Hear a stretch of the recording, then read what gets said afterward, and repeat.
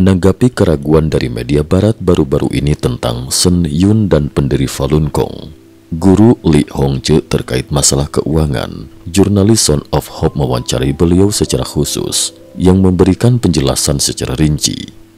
Namun demikian, kami juga penasaran bagaimana Guru Li Hongzhi yang selama beberapa dekade terakhir dikenal sebagai guru Qigong terkenal di Tiongkok hingga akhirnya menjadi pendiri metode kultivasi spiritual Falun Dafa, mengatur kehidupan pribadinya sepanjang perjalanan kehidupannya. Kami secara jujur mengungkapkan rasa penasaran kami kepada Guru Li, dan beliau dengan terbuka membagikan kisah hidupnya. Pada tahun 1992, di sebuah pertemuan Qigong di Changchun, Jilin, Tiongkok, Li Hongzhi pertama kali muncul di depan publik dan memberikan pandangannya mengenai isu yang sedang dibahas. Begitu beliau berbicara beberapa kalimat, semua orang terkejut. "Wah, siapa Anda bisa mengatakan hal seperti itu?" Kemudian, beberapa penggemar Qigong senior menyarankan, "Anda harus membuka kelas Qigong." Mereka membantu mengatur tempat, dan kelas Qigong pertama pun dibuka dengan cepat di aula sekolah menengah 5 Changchun. Pada masa itu, kelas Qigong disebut Tai Kung Pao Kao, yang sebenarnya adalah kelas penyembuhan penyakit. Pada hari tersebut, banyak pasien hadir, beberapa di antaranya tanpa kesakitan, bahkan ada yang datang dengan infus. Semuanya digerakkan oleh penggemar Qigong senior. Li Hongzhi berkata, "Saya mendekati mereka dan membantu satu persatu. Dengan cepat, hanya dalam beberapa detik, semua orang sembuh, termasuk mereka yang lumpuh separuh tubuh." Li Hongzhi kemudian berkata, "Sekarang kalian bisa berjalan." Para pasien pun mulai berjalan. Setelah itu beliau berkata, "Sekarang kalian bisa berlari." Ajaibnya, mereka bisa berlari. Semua orang terkejut. Apa yang sebenarnya terjadi? Setelah kelas Qigong di Changchun tersebar luas, Li Hongzhi menerima banyak undangan untuk mengajarkan Qigong. Inilah awal mula Falun Gong, dan orang-orang mulai menghormatinya dengan sebutan Guru Li.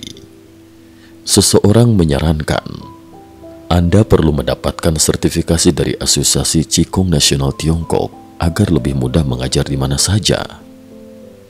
Guru Li Hongzhi kemudian pergi ke Asosiasi Qigong Nasional di Beijing. Begitu mereka bertemu, mereka sangat terkejut. "Wah, Anda begitu muda, belum pernah kami temui sebelumnya. Baiklah, mari lakukan sertifikasi." Adapun sertifikasi yang dimaksud adalah dengan laporan membawa energi. Mereka sengaja mendatangkan beberapa pasien dengan penyakit kronis yang tidak bisa disembuhkan oleh Qigong lainnya. Begitu Guru Li mulai memancarkan energi, banyak orang langsung merasakan perbaikan atau bahkan sembuh. Seluruh ruangan pun menjadi heboh. Hal mencengangkan adalah, pada usia lebih dari 40 tahun, Guru Li dalam pengajarannya menjelaskan banyak prinsip Qigong yang mana selama ini tidak bisa dipahami oleh para penggemar Qigong senior tersebut. Setelah sesi ini, Asosiasi Qigong Nasional mengusulkan, "Tinggallah di Beijing, bergabung dengan kami. Anda dapat mengajar di seluruh negeri." Saat itu, Asosiasi Qigong Nasional diakui oleh pemerintah, berada di bawah Komite Olahraga Nasional yang dipimpin oleh Direktur Komite Olahraga Negara, Wu Shaochu, yang kemudian menugaskan Jenderal Chang Chen-huan untuk memimpin. Di belakang Asosiasi Qigong, ada dukungan kuat dari Qian Shusen, dan pada waktu itu, Qigong adalah sebuah disiplin ilmu sedang populer yang disebut sebagai ilmu pinggiran. Sejak saat itu, Guru Li mulai menyebarkan ajaran Falun Gong. Kondisi awalnya sangat sulit karena beliau ingin agar Falun Gong dapat dikenal banyak orang, sehingga biaya mengikuti kelas ceramah sangat rendah. Satu kelas 9 hari hanya mematok biaya sekitar 20 yuan, yang digunakan untuk biaya transportasi, makan, dan mencetak materi. Setelah kelas selesai, hampir tidak ada uang yang tersisa. Guru Li dan timnya sering bepergian menggunakan kereta kelas ekonomi, membawa tas anyaman berisi brosur kecil pengantar Qigong dan banyak mie instan. Dalam perjalanan, makanan mereka hampir selalu mie instan. Jika ingin sesekali makan lebih baik, mereka makan mie di warung jalanan. Dalam 2 tahun, mereka menyelenggarakan 54 sesi kelas tatap muka. Meskipun berat, Guru Li sering berkata kepada timnya, "Mengikuti saya artinya bersiap untuk menderita." Kemudian, seseorang mengorganisir transkrip teks dari rekaman ceramah dan pengajaran Guru Li menjadi buku China Falun Gong, namun tidak ada dana untuk menerbitkannya. Suatu ketika, mereka bertemu dengan seseorang yang bersedia meminjamkan 5.000 yuan, dan akhirnya buku tersebut diterbitkan. Setelah buku tersebut diterbitkan, uang yang diperoleh pertama-tama digunakan untuk membayar kembali pinjaman. Selanjutnya, dengan kondisi yang sedikit lebih baik, mereka menerbitkan karya utama Falun Gong, yaitu Chuan Falun.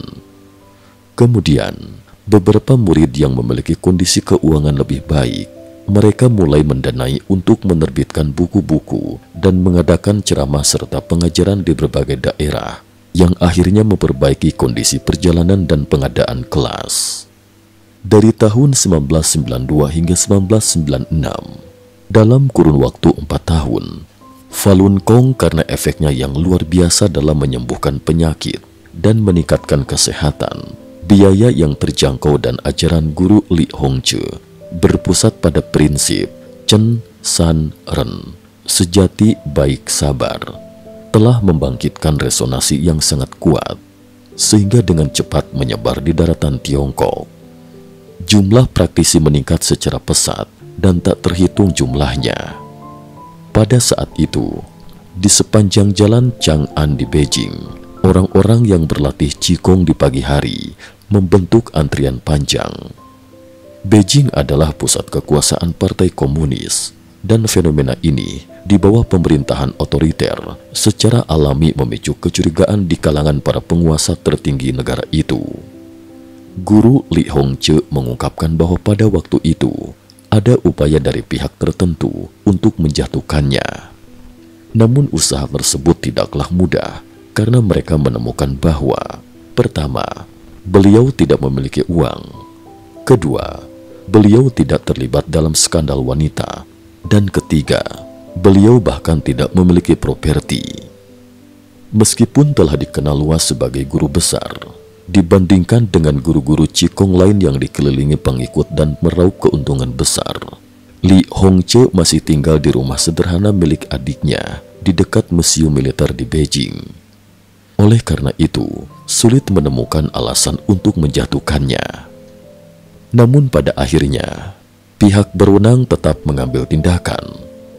Suatu hari pada tahun 1996, seorang direktur dari Kementerian Perdagangan mengundangnya untuk makan malam. Guru Li mengira, seperti biasa, makan malam itu hanyalah alasan untuk meminta bantuannya menyembuhkan penyakit. Namun saat duduk bersama, direktur tersebut langsung menyampaikannya secara terang-terangan. "Pengaruh Anda di Tiongkok terlalu besar. Sebaiknya Anda meninggalkan Tiongkok." Inilah alasan mengapa Guru Li Hongzhi meninggalkan Tiongkok. Demi keselamatan para praktisi Falun Gong di daratan Tiongkok, beliau harus mencari cara untuk pergi ke luar negeri. Karena reputasinya yang baik dan banyaknya penghargaan yang diterima, proses imigrasi sebagai talenta luar biasa ke Amerika Serikat berjalan lancar. Dan tidak lama kemudian, beliau mendapatkan persetujuan dari pemerintah Amerika Serikat. Pada tahun 1998, Guru Li Hongzhi bersama istri dan putrinya meninggalkan Tiongkok menuju Amerika Serikat. Awalnya mereka tiba di California. Karena tidak memiliki tempat tinggal yang layak, mereka pindah ke Atlanta, di mana mereka melihat sebuah rumah 2 lantai seharga $120.000 AS. Namun beliau sama sekali tidak memiliki uang untuk membelinya. Dan lokasi rumah itu dekat jalan raya sehingga sangat bising. Akhirnya mereka meninggalkan Atlanta dan pindah ke New York. Setibanya di New York, keluarga kecil ini awalnya tinggal di sebuah apartemen sederhana yang dipinjamkan oleh salah satu muridnya.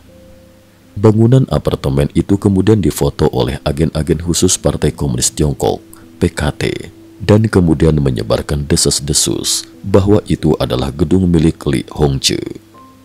Setelah itu, mereka pindah ke sebuah townhouse sederhana di Flushing yang dibantu dibeli oleh seorang murid.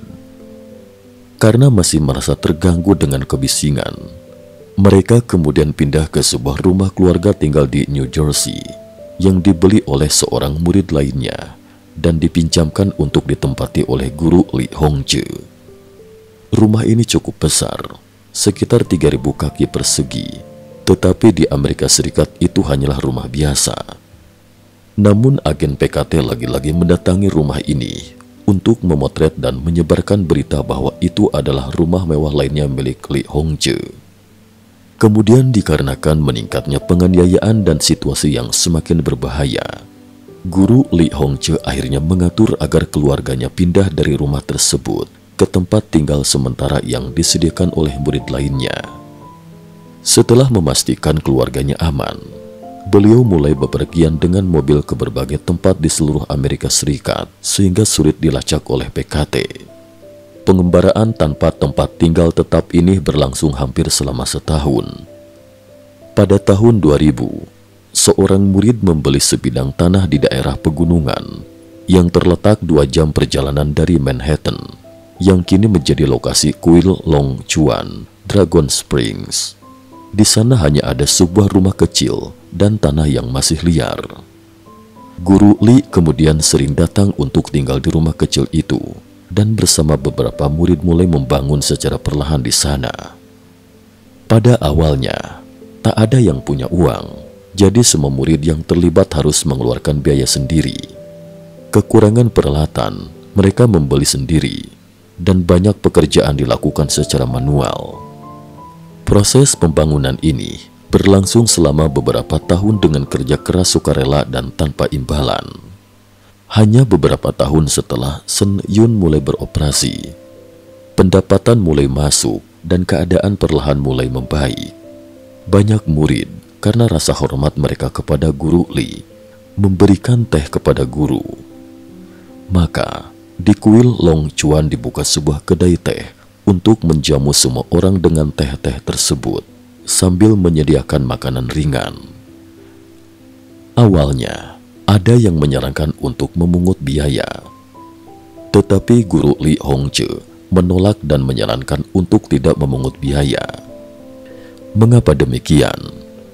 Karena banyak dari orang-orang yang datang minum teh adalah para sukarelawan yang bekerja di kuil Long Chuan. Mereka sudah bekerja keras, bagaimana mungkin masih harus membayar? Kemudian, makanan yang diberikan oleh murid-murid dari luar kuil untuk guru juga diarahkan oleh guru Li Hongzhi untuk dihantarkan ke kedai teh ini atau dibagikan kepada semua orang. Kami mewawancarai seorang asisten yang telah mengikuti guru Li Hongzhi selama lebih dari 20 tahun untuk berbicara tentang kesan terhadap guru. Dia berkata, kehidupan guru sangat sederhana. Beliau bangun sangat pagi, tidur sangat larut, dan melakukan segalanya sendiri, termasuk mencuci pakaian. Beliau sering mencuci pakaian dengan tangan di pagi hari, kemudian menjemurnya sendiri, baik di kuil Long Chuan maupun saat tur bersama Sen Yun Performing Arts. Beliau tetap konsisten yang sudah dilakukannya. Meskipun guru memiliki selera seni yang sangat baik, pakaiannya sangat sederhana. Beliau sering memakai kemeja dan celana jeans yang sama dalam waktu lama. Melihat kembali sejarah di timur dan barat, guru latihan spiritual mana yang tidak menerima persembahan dari murid-muridnya? Persembahan bukanlah tentang jumlah kekayaan materi, tetapi tentang ketulusan dan keyakinan sejati di hati. Namun guru Li Hongzhi tidak pernah meminta persembahan dari para muridnya. Beliau hanya menginginkan hati yang penuh dedikasi untuk menempa diri dan belas kasih sejati, Guru Li bisa saja menjalani kehidupan yang jauh lebih nyaman dan tidak akan sulit baginya untuk menjalani kehidupan yang berkualitas tinggi. Namun Guru Li Hongzhi memiliki tujuan yang mulia. Mengapa Guru Li mengajarkan Fa? Mengapa Guru Li dengan susah payah membimbing muridnya menempa diri? Mengapa orang-orang menjadi sukarelawan dalam proyek praktisi Dafa? Tidak ada satupun murid sejatinya yang tidak paham. Saat ini, bahkan banyak orang yang tidak berkultivasi juga mengerti Falun Dafa sama sekali berbeda dari latihan Qigong umumnya. Bukan demi menyembuhkan penyakit, bukan demi uang. Para praktisi tidak akan mengenakan jubah pada siang hari dan pulang pada malam hari. Itu adalah jalan kultivasi Fa Buddha sejati yang mengajarkan orang untuk jujur dan toleran dan kembali ke jati dirinya. Penganiayaan terhadap Falun Gong telah berlangsung selama lebih dari 1/4 abad. Sejati, baik dan sabar masih berdiri kokoh, menerangi hati para praktisi, memperkuat pikiran lurus para praktisi. Kegigihan praktisi Falun Gong berasal dari keyakinan lurus pada sejati baik dan sabar, berasal dari kualitas bawaan mereka, juga berasal dari ajaran Guru Li melalui kata-kata dan teladan. Ketika Sakyamuni memimpin murid-muridnya untuk berkultivasi, seorang murid pernah bertanya kepada gurunya, "Bisakah kita berkultivasi di masyarakat duniawi seperti orang duniawi?" Sakyamuni menjawab, "Itu harus menunggu sampai hari ketika Raja Pemutar Roda datang." Sakyamuni berhenti sejenak dan melanjutkan, "Raja Pemutar Roda memiliki kemampuan yang sangat besar. Pada saat itu Anda tidak boleh melewatkan kesempatan sekali seumur hidup ini." Kisah perjalanan ke barat mengatakan, sulit untuk mendapatkan tubuh manusia, sulit untuk dilahirkan di bumi tengah, sulit untuk mendapatkan jalan yang lurus. Orang yang dapat memperoleh ketiganya adalah yang paling beruntung. Artinya lahir di Tiongkok membuat seseorang menjadi orang Tiongkok. Jika seseorang melihat penyebaran jalan yang lurus itu adalah keberuntungan terbesar dalam hidup. Saya sampaikan harapan terbaik saya kepada semua orang yang menonton video ini. Saya harap Anda dapat mengesampingkan semuanya tanpa bias apapun. Membaca cuan Falun secara keseluruhan pasti akan ada hasil yang tak terduga. Jangan biarkan hidup ini dalam kekacauan, dalam kegelapan atau tak berdaya, karena ini bukanlah kebetulan. Sebuah kesempatan adalah anugerah Sang Pencipta. Sayangilah raih kesempatan ini, pahami fakta kebenaran dan miliki masa depan yang cerah. Setelah wawancara mengenai kehidupan sehari-hari Guru Li Hongzhi, bagaimana beliau membimbing para seniman muda Sen Yun Performing Arts dan para siswa Fai Tian Academy of the Arts, Son of Hope akan memberikan laporan rinci dalam artikel berikutnya. Sekian dan terima kasih atas perhatiannya.